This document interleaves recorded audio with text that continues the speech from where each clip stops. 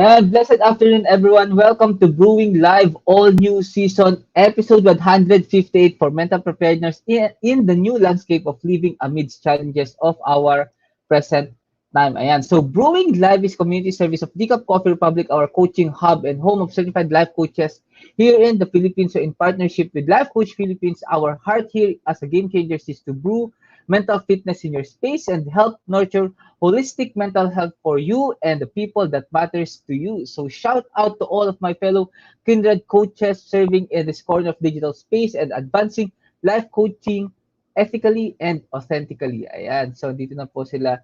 Good afternoon po. Magandang tanghali, Master Coach Hasmin. So giving is a lifestyle that never goes out of style. So I encourage you all of you to expand your heart today by supporting the works that we do and blessing Decaf Coffee Republic with your food and beverage orders. So we have delicious vegan meals, fresh guayabano and mango juice, no calories, sugar replacement syrup, pita chips, and mushroom chicharon for easy switch to healthy eating. Diba? Sarap niyan. Bali, meron ako ng syrup dito actually.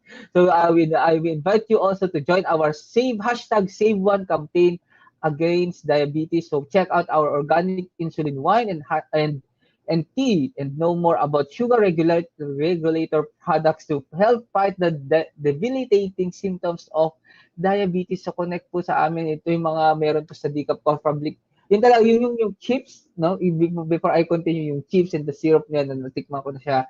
And I really love, lalo yung syrup. So I'm really inviting you to try it, right? So for your favorite classic and comfort food naman, we offer sausage platter, waffles, pies, cakes, and props and milkshakes. So please check our Facebook page for the menu of sumptuous meal and refreshing drinks or connect with Coach Rezzhel through 0917-586-1661 to bring Decaf Coffee Republic experience in your space through order for pickup and delivery. So we are also open from 12 noon to 12 midnight for your dine-in experience. Hindi po ba yan? For other ways to support our community works, you may now give us some stars or love gifts through fund transfer. Just check the caption of this video for bank info and for the GCash account. So if you just joined us in, welcome po and thank you for being here. Yung magandang tanghali sa inyo. You may circle this link the link of this video, I should say, to invite your friends and to really watch to really watch with you. No? So you may also tag them in the comment below and give them some shout out,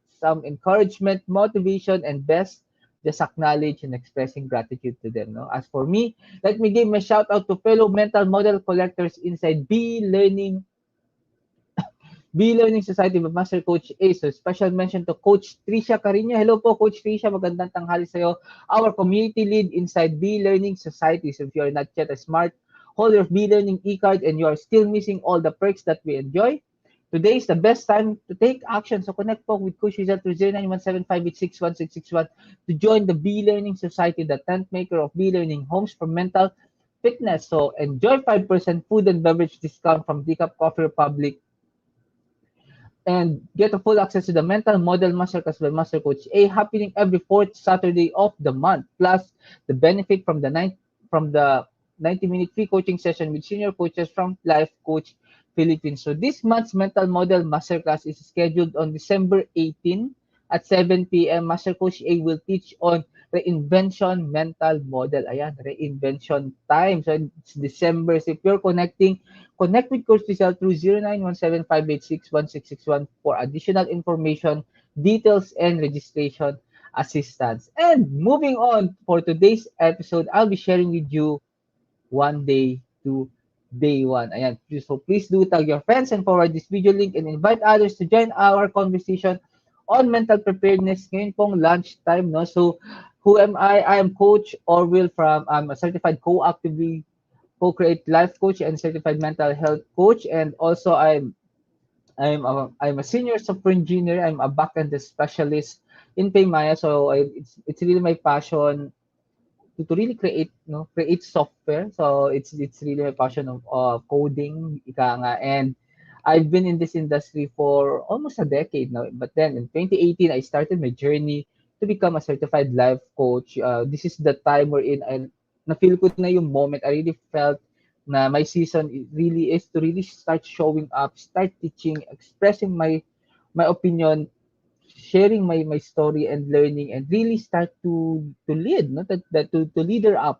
So yun yung nakita kong ano na feel kong talagang start ng season ko. In year 2018, I suggest to life coaching and specifically on how to build the confidence because for the longest time I'm really used of not speaking, not really connecting with other people. I can really thrive in my own profession working alone. So what ano ba yung reason sa akin para makipag-usap sa iba, magkapag ano like you really start to have socialization. Then no, season by season you'll start to realize na like you really need to allow yourself to be with people, to really to start to team, to work with other people in a level wherein you are so comfortable and being like allowing yourself bubulol po ako, no?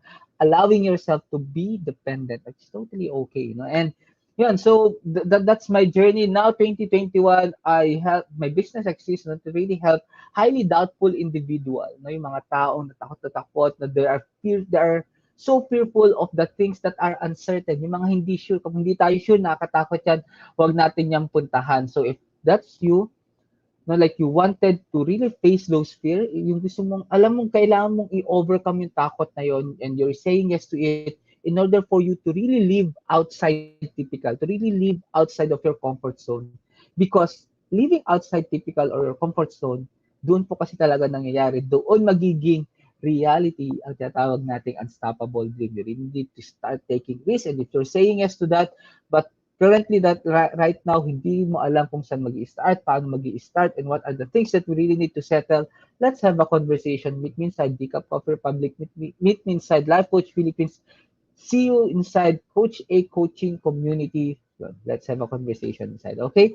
So, if you're watching this on a replay, comment hashtag replay and do send us a message if you wish to connect with any points that resonates with you, no? Bale, watching this maybe after a week, a month, or even after year or years, that's totally okay. Comment lang pa kayo, hashtag replay, mababalikan namin kayo. All of the videos ng Brewing Live and Coaching Think Talk, available po yan sa mga Facebook pages namin, and it will be there until buhay si Facebook.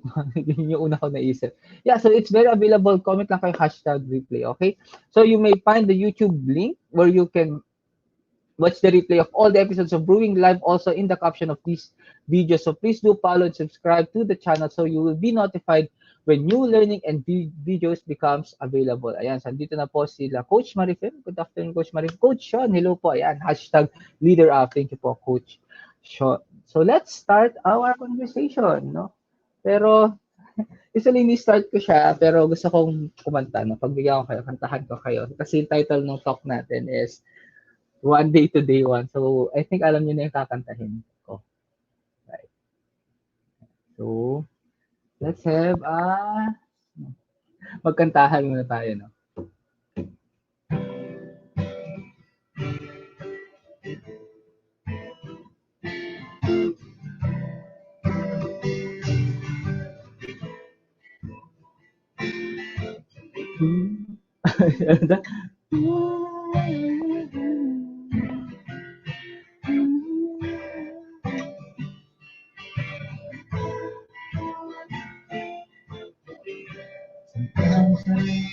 Under the moon, that I'm breathing, and then I pray, don't take me soon, cause I'm here for a reason. Sometimes in my tears are drowned, but I never ever let you down. So when negativity surrounds, I know someday it all turns around, because all my life I've been waiting for, I've been praying for the people to say that we don't wanna fight.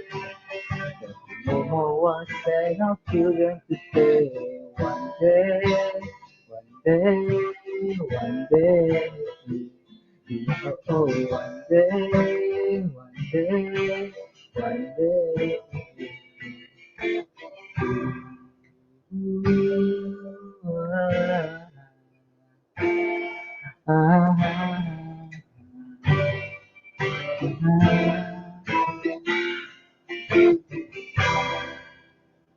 Hey. Ayan, so so yun, Ano agad ako, no? Nag-perform. So I just, yun, kakatapos ko kinanta yung One Day. And our talks about One Day to Day One. And if you're going to really, right, I'm really inviting you to really reflect on it. Himay-himayin nyo talaga siya and really allowing yourself to flow from that sentence, One Day to Day One. What does it really mean? It talks about from the moment you really dream of something that I really hope isang araw, one day darating ako sa point na yan. Like, when was the last time you allowed yourself and being so intentional for that one day moment mo? Tatawagin ko siyang one dash day moment because no, like things always start with that. And right now it's December, and maybe most of us, if you're connecting, we start to feel na okay, last month of the year, and maybe next year that would be the year. 2021 would be my best year. So ano ba yung itsura ng 2022? I should say 2022 kasi 2021 right now. And I start to feel that na parang kailangan ko na bumawi. I think 2022 is my year. Ito na yung moment, dito na ako magbabago. Ito na yung pinakahihintay ko. And that's the one day moment. And when was the last time you really picture yung dream mo na one day? Right?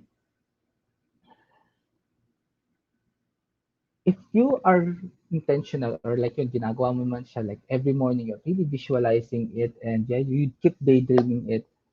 Well, here's the thing. This lunchtime, I want to invite you and really want to push you a little bit and want to challenge you a little bit. Why not start converting that one day and right now be your day one? Ulitin ko, like from that dream na araw, why not start making today as the day one that you taking action towards dun sa one day na inaasam mo? So I'm going to share to you three things, like 3 points, three action item, or I should say, or like three reflection point. No, that when you start to internalize it right now, really hope that after this talk or maybe after today, you would start to realize that yeah, I really need to make that day one moving, like making it really working right now. So here's the point, no? Again, from your dream, how can we convert today as your day one, right? So here's the first point. If you want to make today as your day one towards your one day na dream, define the picture of your day one. Ano nga ba yung itsura ng day one? Recently, I think that was last week. Yes, last week. Basta last Saturday ng November na we had a masterclass with Master Coach A, and we talk about Jeff Bezos' mental model. And Jeff Bezos said, sinabi niya doon, day one always. Always have the mindset that you are in your day one. And what does it mean? The take off is kapag meron kang gagawing business, you're going to do something remarkable. You're going to do something great. You're about to do something na hindi normal. You really want no to really like you are so passionate, yun yung gusto kong hatapin, no? You really are so passionate in doing it. One mindset that you can really put on is dapat lagi akong day one. Even though naka ilang months ka na, you really need to make yourself to be in a posture of day one. Kapag sabi kasi day one, ito yung andito yung buong excitement, andito yung focus ka sa vision, andito yung you are being excited, and at the same time you are so kind to yourself that you can really do it. That's the day one. Like, what's your day one? Again, yung nasabi ko, it's really, that's the picture of my day one. And what's yours? No? Like, they comment below, #day one. Ito po ang itsura ng day one ko. Like, you're about to start a business. Ano ba yung pinaka gagawin mo sana sa day one? Ano yung pinaka dapat meron ka? Ano dapat yung wala ka sa day one? Like, you should have confidence and dapat wala kang doubts. Pagdating ng day one, dapat daw marami kang connection, marami kang friends, maraming tao, or hindi. Ano yung day one sa'yo? And from that point, kapag na-picture mo kung ano yung itsura ng day one mo, what is it that you're feeling during day one, try to picture kapag lagi kang into that moment. right? Like you start to feel excited. You always focus kung ano talaga yung parang pinaka-goal ng business mo. You're always into that. And keeping your feet on the ground. Like you're being humble na alam mo, nag-i-start ka pa lang and, you know, yung part, yung humility na yon andun kasi siya sa day one. So, so going back, ano ba yung dream mo right now? Like kanina I allowed you na really invited you. Picturean mo yung one day na pinapangarap mo. Like the day worth dying for na araw. Ano ba yung araw na yun? And from that, kapag na-picture mo na yan, what if we're going to start right now, yung day one mo, to make it a reality, ano yung dapat meron yan? Right? So, that's point number one. Define the picture of your day one. Okay, and so sabi ni Coach Team, day one is thinking that it is always a brand new day to start. Yes, the power of being kind of yourself. Whatever it is, whatever mess up na nangyari sa'yo kahapon, whatever shame, guilt, or mistake na nangyari sa'yo kahapon, find way to forgive yourself. Maybe day one for you is really forgiving yourself.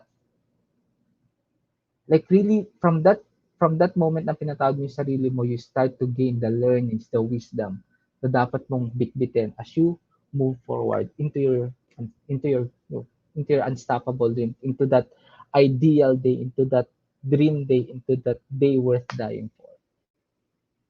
Yeah, thank you po, Coach Tim. So that's point number one. So point number two, be aware how are you spending time every day. Be aware of how you're spending time every single day. Ngayon, meron ka na nung day one, yun yung ano, like you allowed yourself, ito yung dapat meron na to that sa day one na yun. And second point talks about awareness.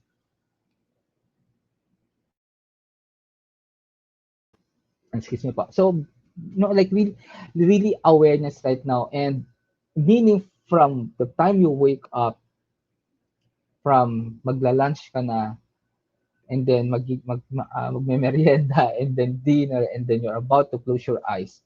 What just happened? Like really picturing what is really happening in me? How am I really spending time, right? And why is this my second point? So last night, I watched this very beautiful movie. Pangalan niya is Tick Tick Boom. So it's somewhat a true to life story ni Jonathan Larson. So one of a great American composer, no. And actually, itong point, the be like spending time every day is actually one of the line or lyrics dun sa song niya, and talks about itong tao kasi na to yung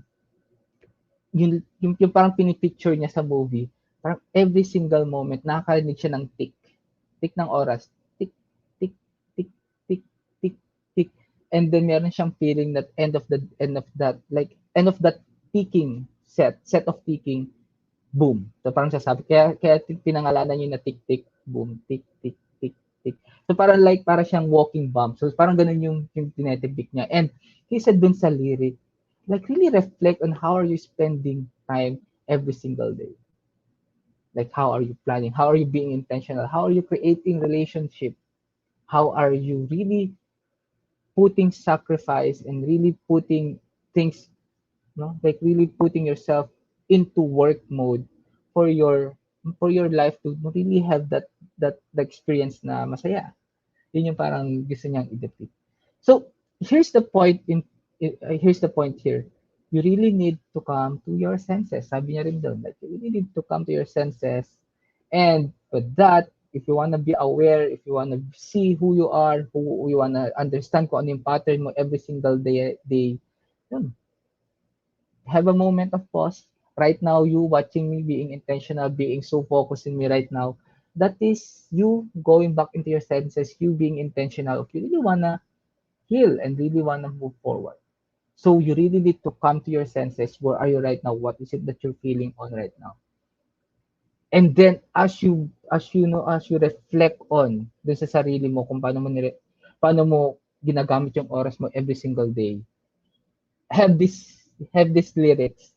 Defense is not the way to go. Hindi ko siya makanta kasi mataas, pero sabi niya like you need to come to your senses, defense is not the way to go. So that's the whole line ng song. Because oftentimes, if we start to see the bad side of arts, if we start to see that, meron tayong mga patterns, meron tayong mga sistema, meron tayong mga behavior na it's somewhat naging part na siya ng buhay natin, pero the painful part is alam natin na yun yung pumipigil sa atin to really to level up in life. We start to be defensive because we start to see pain, right? So ngayon, if you're feeling that and you're not comfortable, no, really allow that emotion, and I'm really inviting you to talk to a certified life coach. Let's have a conversation. No, connect with us. Connect with Coach Rezzhel 0917586161. Go now sa Decaf Coffee Republic, no, and really start processing that.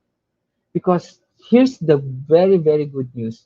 When you start to overcome, kapag na-cross over mo yung step of really reflecting who you are, reflecting the patterns and behaviors that is hindering you for the longest time, you will start to feel the relief, and then the picture, or maybe the force or empowerment and the inspiration of you moving forward, that no resistance can really stop you. But yun, kailangan mo daanan yung proseso na yun. Okay? And point number 3, my last point, start learning mental models. No, learn mental models. Kanina nasabi ko that I am one of, no, like me and along with the certified life coaches here na that we're really part of Be Learning Society, and we're talking about mental models. Ano ba yung mental model? In my best way, o pinaka-simplest na explanation ko, mental model is the way you think. Like really being in awareness, like what are the setups, what are the programming na meron ka in your mind. I'm a software engineer, and I can only really picture it, I can put it into a metaphoric way na para siyang set of programs na nasa utak mo, that whatever inputs na ilalagay sa'yo, like for example, meron kang na-receive na, like someone say thank you to you, genuinely, ano yung klaseng program na meron ka sa utak, and how are you processing that thank you? Oftentimes, people, kapag sinabihan siyang thank you, or maybe sinabihan siyang congratulations, magre-respond na, hindi, tsamba lang yan. So, it's really part, no? Like, instead of really saying thank you, yeah, and yeah, I will do better, a person would start saying, hindi, tsamba lang yan, parang, wala lang yan, hindi ako magaling, no?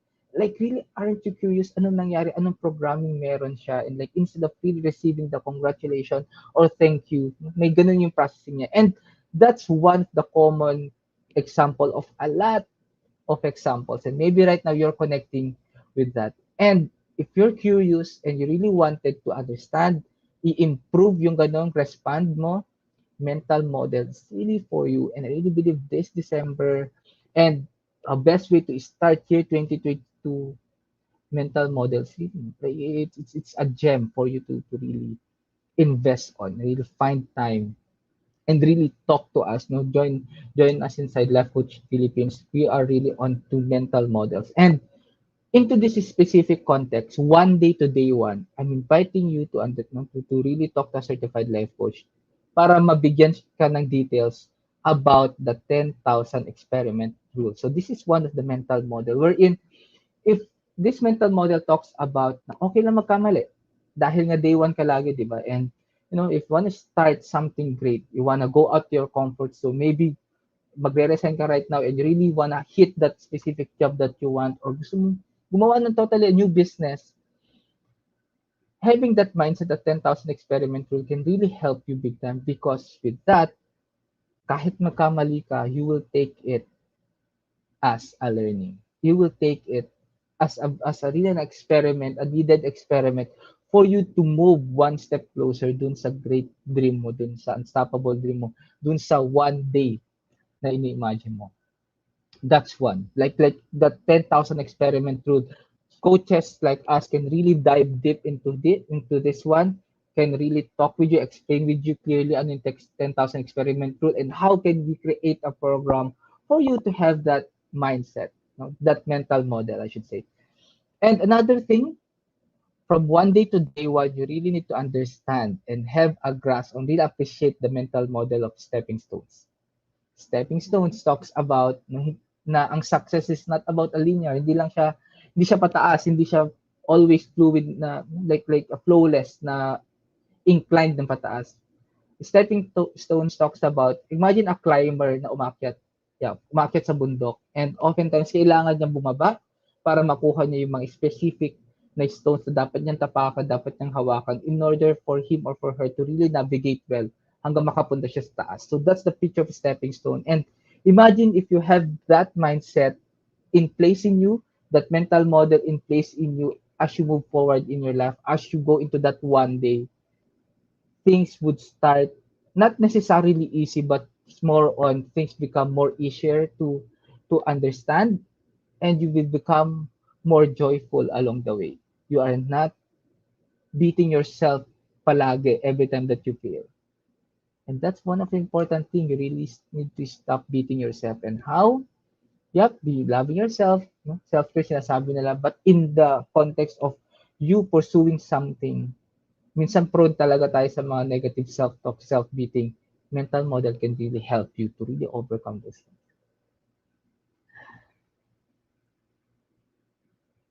I want to leave you this final message ngayong lunchtime. One day to day one talks about you really need to decide while others delay. You really need to decide to take action and really stick to the definition of your day one. Di ba? Yun yung unang point natin, what's your day one? You really, and kapag clear sa'yo yung day one na yun, you really need to decide to stick into it. And time for you to be kind to yourself. Because one day to day one thing, one greatest force that can really propel you forward to that is being kind to yourself. Great way to grow. Being kind to yourself is the best way to grow. When you're kind to yourself, you know what you know the things that you need to learn. When you're kind to yourself, you have the courage to ask for help. If you are kind to yourself, you will not hurt yourself. But instead, you're going to give yourself the chance to really fight for that dream. Your choice. Cage or wings? Your choice. It's time for you. I really believe right now. I really believe that most of us or all of us should really step out from the cage of just being stuck in that one day. Yung dreaming lang. We are being stuck in that dreaming, and we really need to choose the wings of taking action towards your unstoppable dream. Day one, start working to your day one.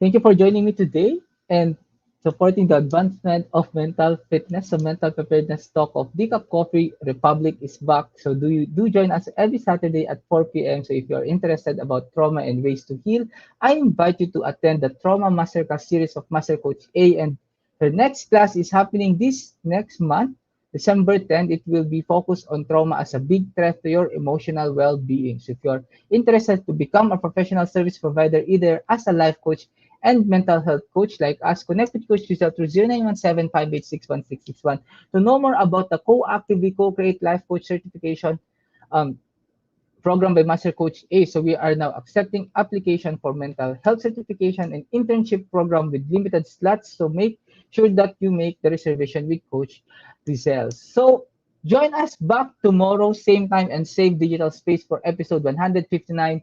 Now and where from goals to stepping stones, di ba? Napaka-timely ng pinag-uusapan natin by Coach Sean. So Coach Sean will talk about this very beautiful topic na kasama sa title niya, Stepping Stones. I'm really looking forward meeting you tomorrow with Coach Sean. So Decaf Coffee Republic is located inside Pioneer Center Compound, or widely known as PCV. So we are just across Bayanihan Center in Pioneer Road, corner Brixton and United Streets, Capitolio, Pasig City. Again, maraming salamat for being with me this lunchtime Sunday lunch, no, Sunday ng tanghali. Nakalimutan ko yung English ng tanghali. So, yun. So, thank you for joining me again. Your choice. Cage or wings? You really believe, you really need to step out from the cage of being stuck, of just dreaming, and really start choosing the wings of taking action, being in your day one always. So, So this is Coach Orvyl, mentally fit to serve in behalf of Life Coach Philippines. This is us in the Philippines. Love, bang, boom. See you tomorrow and a blessed Sunday. Coach Orvyl signing off.